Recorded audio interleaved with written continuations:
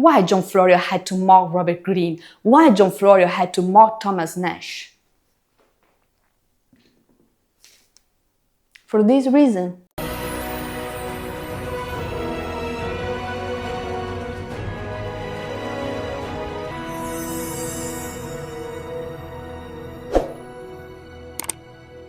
Hi everyone, welcome back to John Florio channel. I am Mary and I'm here to talk about the great John Florio. This is the most important video I have ever done on this channel. Here it is, all for you. I'm so excited, but before we start, don't forget to subscribe, really. I do all this research for free for you, and it's beautiful to have this community in which we can share comments, opinions, and most of all, you can get all these when most of Florio scholars don't talk about it. So guys, keep supporting me. Now, let's start. Okay.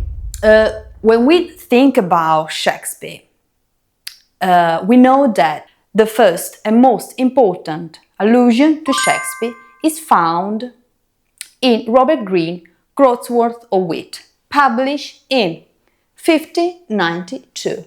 Robert Greene, Groatsworth of Wit, 1592. The first mention of Shakespeare. Shakespeare apparently never replied.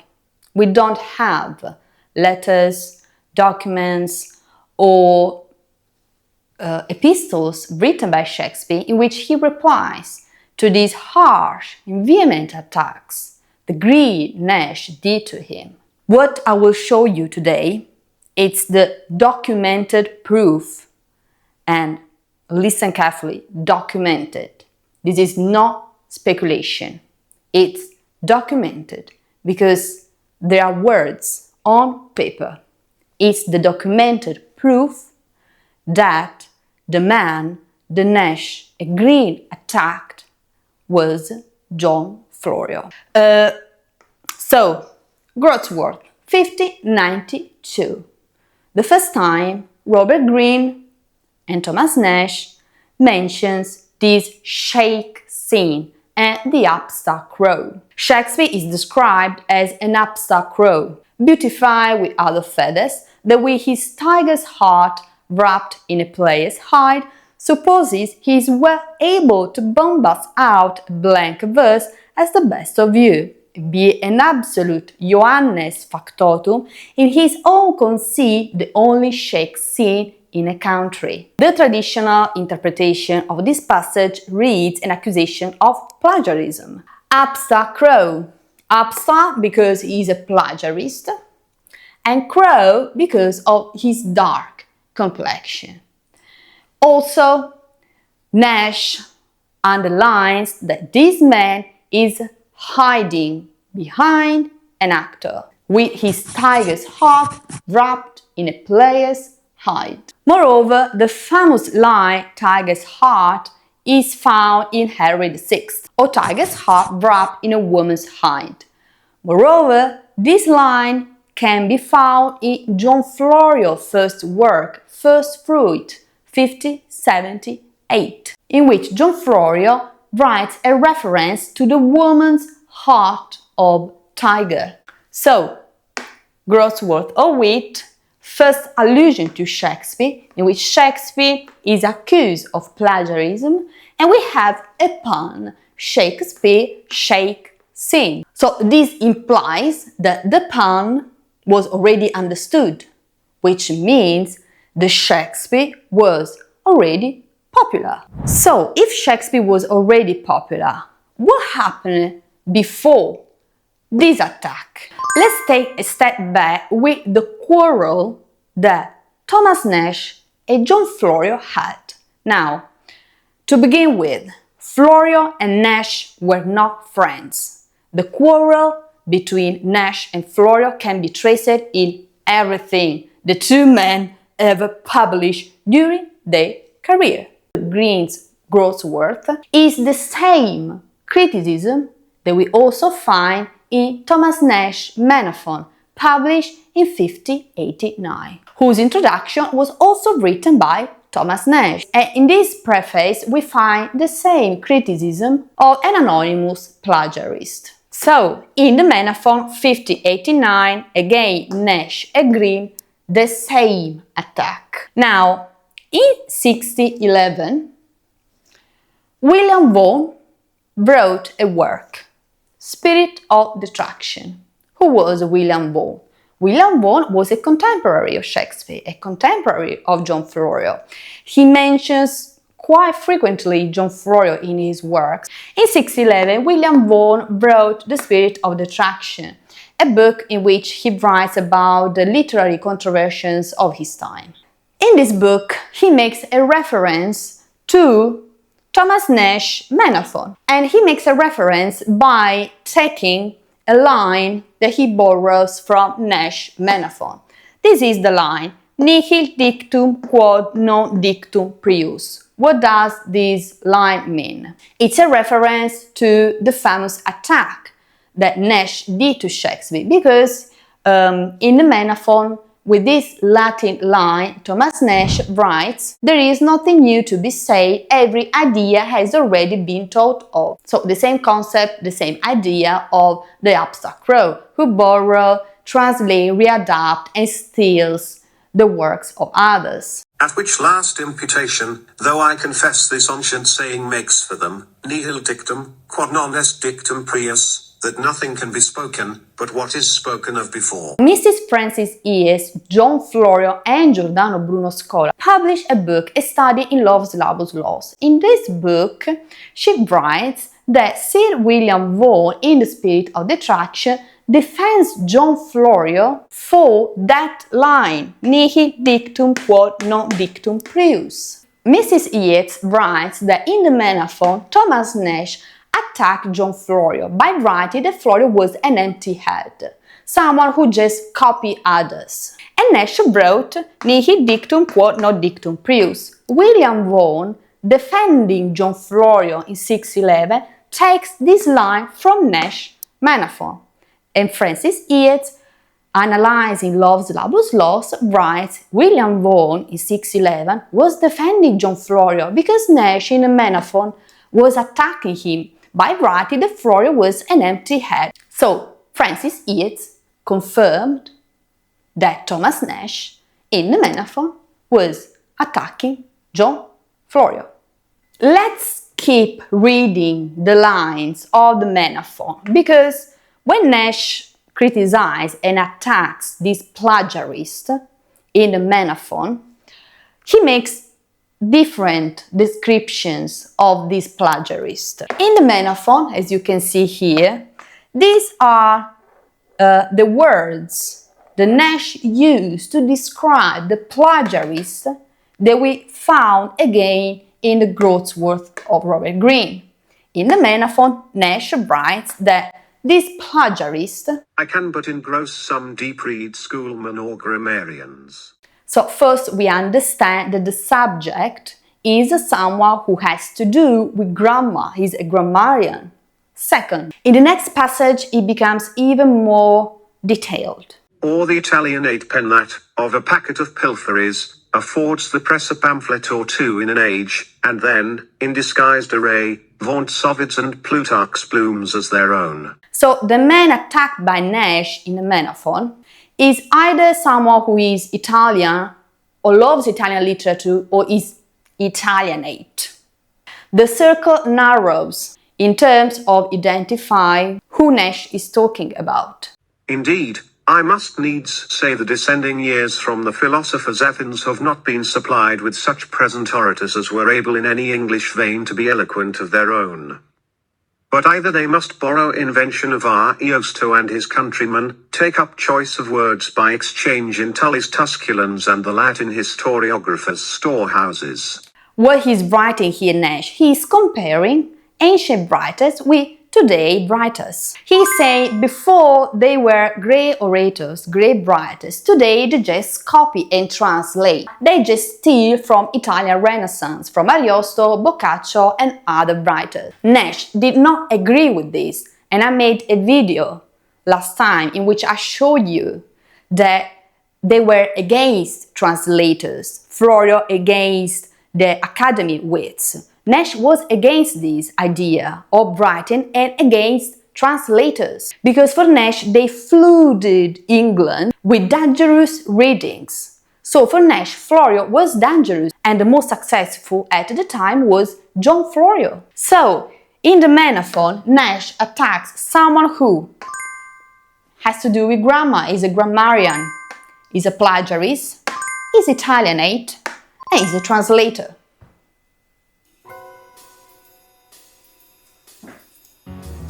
Who could be?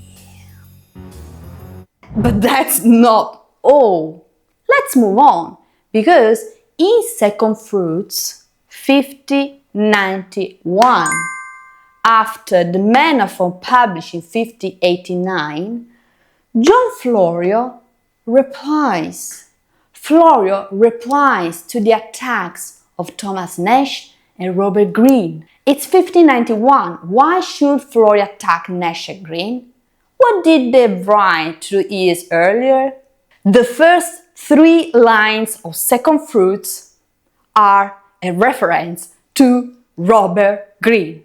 Let's read them. Sir, in this stirring time, and pregnant prime of invention, when every bramble is fruitful, when every molehill hath cast of the winter's morning garment.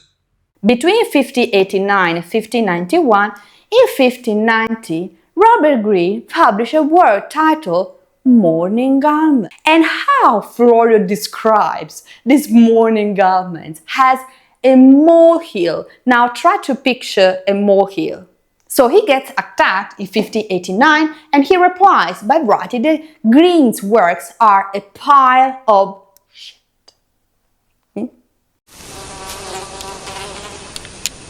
That is one big pile of shit. So Florio, just the first two lines, bang, bang, bang, bang.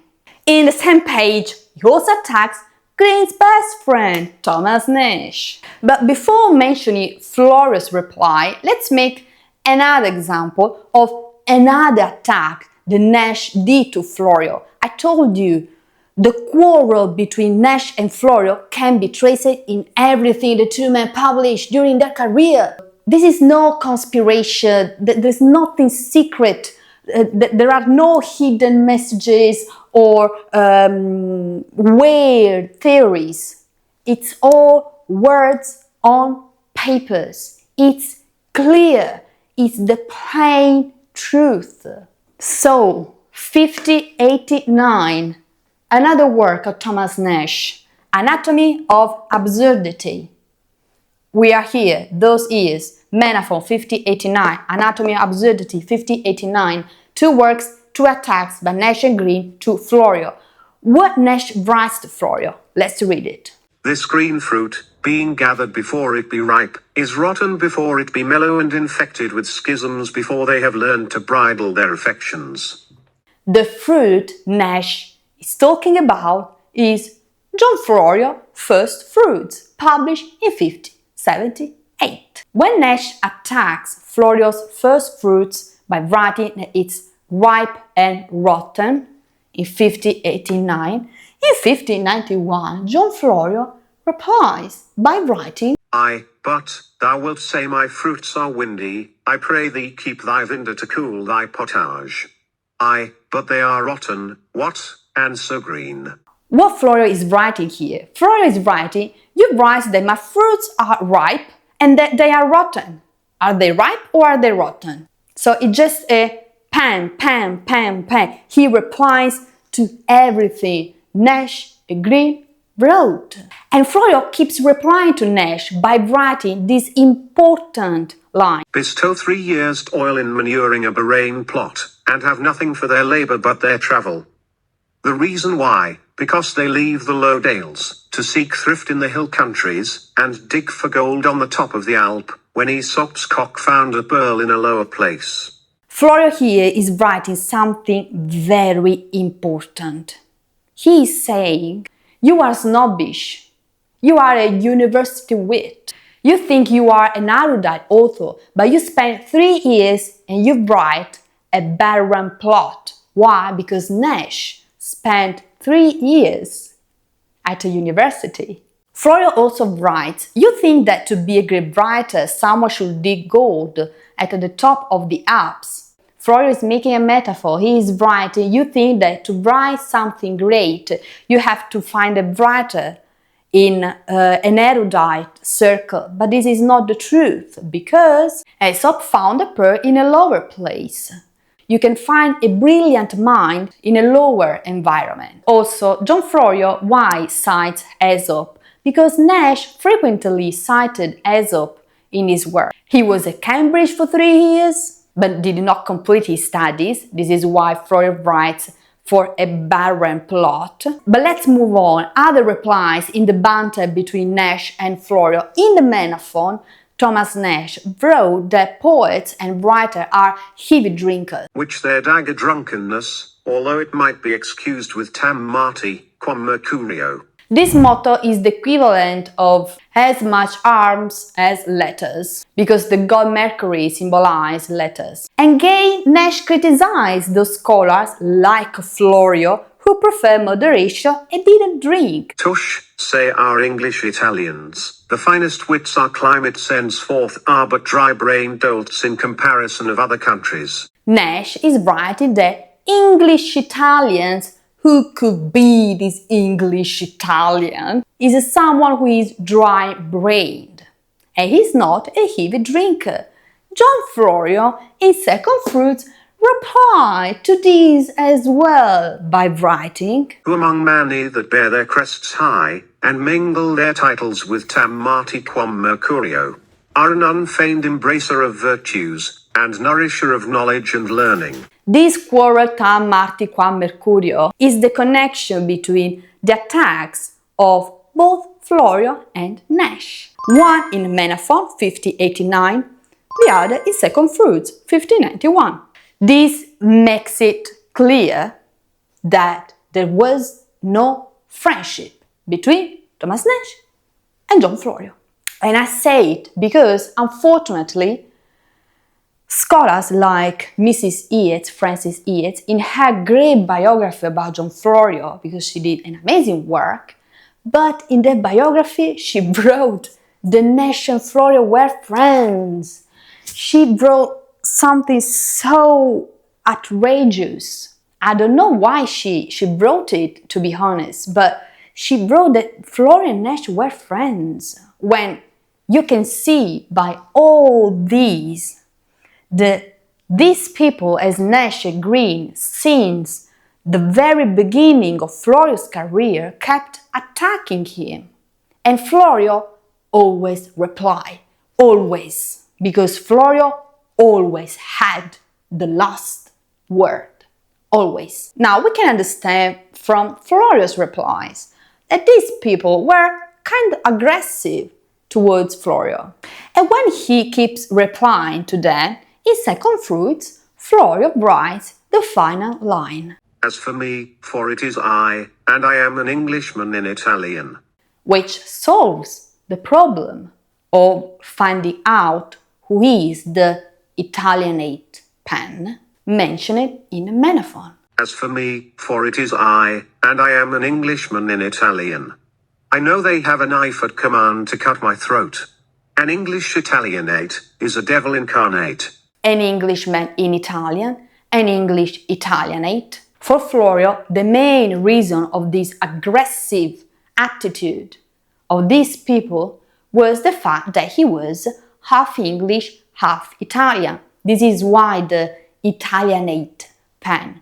And Florio writes it. I am an Englishman in Italian. They have a knife at command to cut my throat. He is writing it. He wrote, they are attacking me because they are a bit aggressive. A knife at command suggests that he received death threats. So he is writing, they are attacking me because I am an Englishman in Italian. That Italianate pen reference that Nashe did in Menaphon. It's so clear and so simple that it's shocking. So when Florio defended himself from these attacks by replying to Nashe and Greene, at the end he wrote that the main reason why he was so aggressively attacked was the fact that he was the Italianate pen, an Englishman in Italian, so half English, half Italian. I also told you that, of course, Florio in Second Fruits didn't write that Nashe and Greene had their reasons, because it was true that Florio was borrowing and stealing plot stories from other writers, and I show you in the last videos how he did it. He dropped the mask in 63 in the English translation of Montaigne Essays, in which he wrote it, "I am no thief." He dropped the mask in 63 in the English translation of Montaigne Essays when he held a prestigious position of power at court, and people couldn't touch him anymore. They could attack him, but he didn't risk, because he was working with the queen, with the king, so he was untouchable. Moreover, in Second Fruits there is another, and this is the last mention that Florio makes to Robert Greene, in which he again replies to these attacks. And we have this reference in the first English sonnet ever published in English literature. The first English sonnet published in English literature was published in John Florio, Second Fruits, and it's Phaeton to his friend Florio. In this sonnet we have a reference to Robert Greene in the line, "So when that all our English wits lay dead, except the laurel that is ever green," on lines 9 and 10 of this sonnet we find a reference, a mockery of the university wits, especially Greene, who is clearly pointed out. Mrs. Yeats, for example, wrote that John Florio, in Phaeton to his friend Florio sonnet, makes a reference to Robert Greene. But it's completely shocking that she wrote that Nashe and Florio were friends. But in this sonnet, we find another mockery to Robert Greene. Why John Florio had to mock Robert Greene? Why John Florio had to mock Thomas Nashe? For this reason. In the next video, I'll show you how John Florio replied to Robert Greene, Groatsworth of Wit, published in 1592.